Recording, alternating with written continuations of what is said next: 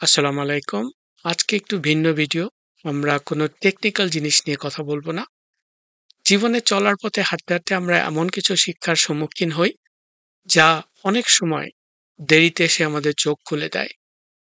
তাই আমি আজকে সিদ্ধান্ত নিয়েছি কয়েকটি বিষয় নিয়ে আলাপ করব, যা এখনই যদি আপনারা জেনে ফেলেন, আপনার জন্য সুবিধা হবে। এবং অনেক সময় পার করে আমরা এই জিনিসগুলো জানি। লাইফে অনেক লেটার স্টেজে আমরা এগুলো জানতে পারি। এজন্য আমি চাচ্ছিলাম আপনাদেরকে আগেভাগে জানিয়ে দেই। তো চলুন কথা না বাড়িয়ে শুরু করা যাক। ১ নম্বরে যে বিষয়টা নিয়ে কথা বলব সেটা হচ্ছে কথা বলার মাধুর্য। বিশেষ করে কম কথা বলার। আসলে যারা কম কথা বলে তাদের কথার ওজন অনেক বেশি।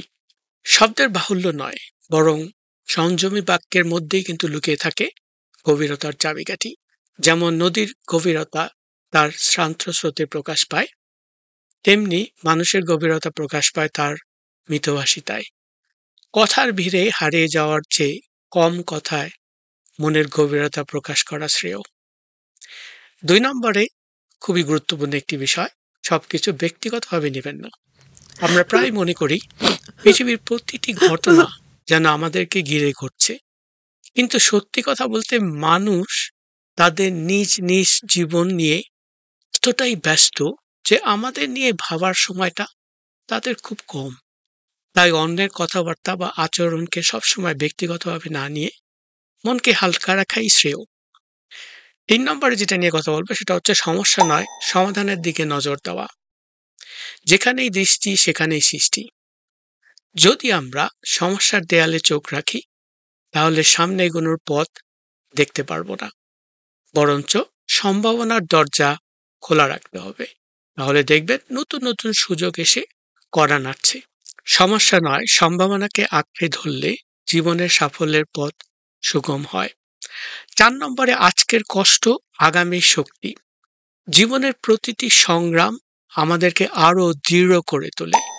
পাহাড়ের চূড়ায় উঠতে গিয়ে যতই ক্লান্তি আসুক না কেন, শিখরে পৌঁছানোর আনন্দ সেই কষ্টকে ম্লান করে দেয়। অতীতের কষ্টই ভবিষ্যতের সাফল্যের ভিত্তি। জীবনের পথে কাঁটা বিছানো থাকবেই, সেই কাঁটাগুলোই আমাদের চলার পথকে মসৃণ করে তোলে। কষ্টের অন্ধকার রাতে তারার আলো যেমন পথ দেখায়, তেমনি জীবনের কষ্টগুলো আমাদের ভবিষ্যতের জন্য প্রস্তুত করে। ৫ নম্বর একটি গুরুত্বপূর্ণ বিষয়, সেটা হচ্ছে আমাদের জীবনে যে প্রত্যেকটা মানুষ আসে, তারা প্রতিটি মানুষই কিন্তু একটা উদ্দেশ্য নিয়েই আসে। এই যে জীবনে কেউ আসে আমাদের জীবন পরিবর্তন করতে, আবার কারো জীবনে পরিবর্তনের সূচনা আমরা করি। কেউ আসে আমাদের জীবনকে রাঙিয়ে দিতে, আবার কেউ আসে শিক্ষা দিয়ে যেতে। প্রতিটি মানুষের আগমনের মধ্যেই কিন্তু লুকিয়ে আছে একটি গভীর উদ্দেশ্য। তাই প্রতিটি সম্পর্ককে গুরুত্ব দিয়ে দেখতে হবে আমাদের। এই পথ চলায় প্রতিটি মানুষই আমাদের শিক্ষক। তাদের কাছ থেকে শিক্ষা গ্রহণ করাই হচ্ছে জীবনের একটি মূল্যবান অংশ। ৬ নম্বরে নতুন কিছু শেখার ভয় কাটিয়ে উঠতে হবে, যেটা আমার চ্যানেলে আমি বিভিন্নভাবে আপনাদেরকে জানাচ্ছি। আমি কিছুদিন আগে সুডোকোড নিয়ে বলেছি যে যারা কোডিং এর ভয় কাটিয়ে উঠতে চান, সুডোকোড করা শিখুন, আপনারা ফ্লো চার্ট তৈরি করা শিখুন। যাই হোক, জীবন তখনই একঘেয়ে হয়ে যায় যখন আমরা নতুনের সন্ধান বন্ধ করে দেই। নতুন কিছু শেখার মাধ্যমে জীবনের রঙে রঙিন পলক যুক্ত হয়। পুরানো সীমারেখাগুলো ভেঙে বেরিয়ে এলে জীবনে আসে নতুন দিগন্ত। জীবন এক সাগর, তার তীরে বসে থাকলে তার গভীরতা কখনোই অনুভব করা যায় না। নতুন কিছু শেখার আগ্রহ জীবনের রঙকে আরো উজ্জ্বল করে তোলে। অজানার প্রতি কৌতূহলী কিন্তু আমাদেরকে এগিয়ে নিয়ে যায়। ৭ নম্বরে বর্তমানের প্রতিটি মুহূর্তই অমূল্য। বর্তমানই আসলে বাস্তব, অতীত হচ্ছে স্মৃতি, আর ভবিষ্যৎ কল্পনা। আজ যা আছে কাল তা নাও থাকতে পারে। বর্তমানের প্রতিটি মুহূর্তই অমূল্য। এই মুহূর্তগুলি আমাদের স্মৃতির পাতায় জায়গা করে নেয়, যা পরে আমাদের জীবনের গল্প হয়ে যায়। তাই বর্তমানকে আঁকড়ে ধরুন। যখন এই সময়টি স্মৃতির পাতায় ঠাঁই নেবে, তখন যেন আফসোস না হয়, ইস, সেই সময়টা যদি আরো উপভোগ করতাম। ৮ নম্বরে কৃতজ্ঞতার দৃষ্টিতে জীবনকে দেখুন। যার মধ্যে কৃতজ্ঞতা নেই তার জীবনে শান্তি নেই। যা নেই তার জন্য হতাশ না হয়ে যা আছে তার জন্য কৃতজ্ঞ হওয়া উচিত আমাদের। কৃতজ্ঞতা দৃষ্টিতে জীবনকে দেখলে অভাবের অন্ধকার কেটে যায়, মনে জাগে শান্তির আলো।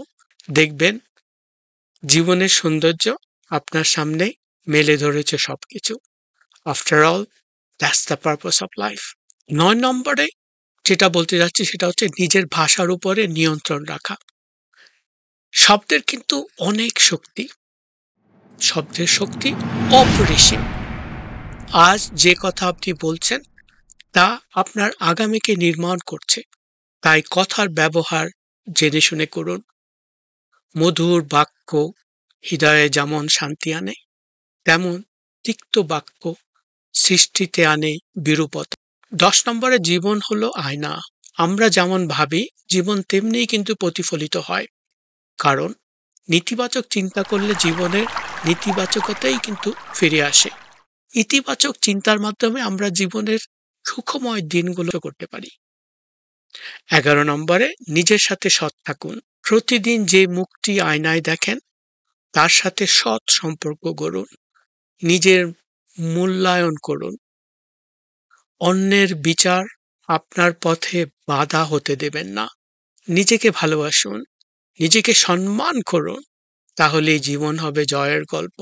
শেষ কথা, জীবনের পথ সহজ নয়, তবু এই পথেই লুকিয়ে আছে সুখের সন্ধান। যারা এই সুখের খোঁজে অগ্রসর হন তারা জীবনের সত্যিকারের মানে খুঁজে পান।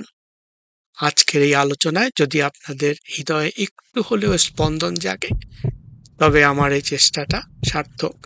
সবাই ভালো থাকুন, সুস্থ থাকুন। আগামীতে আবার দেখা হবে নতুন কোনো ভাবনার আলো নিয়ে। পাশাপাশি তো থাকবেই আমার টেকনিক্যাল যে কোর্সগুলো এবং ক্যারিয়ারের গাইডেন্স, তাদের অনুগত ক্যারিয়ার কোচ হিসেবে। আরেকটি বিষয় সেটা হচ্ছে আপনারা যদি আমার চ্যানেলটা সাবস্ক্রাইব করে না থাকেন অবশ্যই সাবস্ক্রাইব করে নেবেন এবং আমার ভিডিওটা লাইক করা মানে আমাকে একটা এনকারেজমেন্ট করা, আমাকে উৎসাহিত করা আরও অনেক কন্টেন্ট তৈরি করার জন্য।